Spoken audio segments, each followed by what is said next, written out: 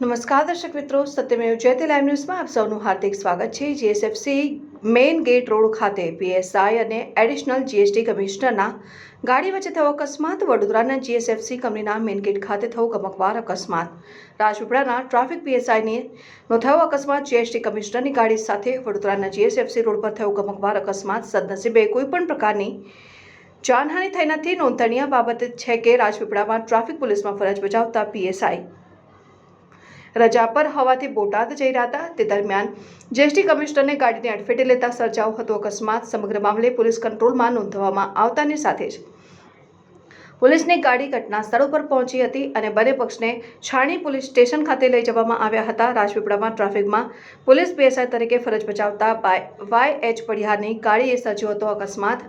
સામેની ગાડીમાં સવાર હતા અમદાવાદના એડિટર જીએસટી કમિશનર ડી.વી. ત્રિવેદી। તે અગાઉ પૂરપાટ ઝડપે આવતી ગાડીએ જવાહરનગરની એક બાળકીને પણ અડફેટમાં લીધી હતી, જેને સારવાર અર્થે પોલીસના જણાવ્યા મુજબ ખાનગી હોસ્પિટલમાં સારવાર વખતે લઈ જવામાં આવ્યા। નોંધનીય બાબત છે કે જે સમયે અકસ્માત સર્જ્યો હતો ત્યારે રાજપીપળાના ટ્રાફિકના પીએસઆઈ નશાની હાલતમાં ધૂત હોય તેવા દ્રશ્યો જાહેર જનતાએ પોતાના મોબાઈલમાં કંડારી લીધા હતા।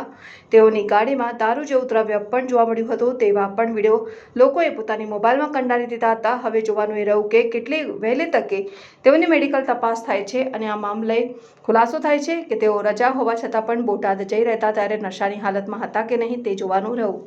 સમગ્ર મામલાની આગળની કાર્યવાહી છાણી પોલીસ સ્ટેશન દ્વારા હાથ ધરવામાં આવી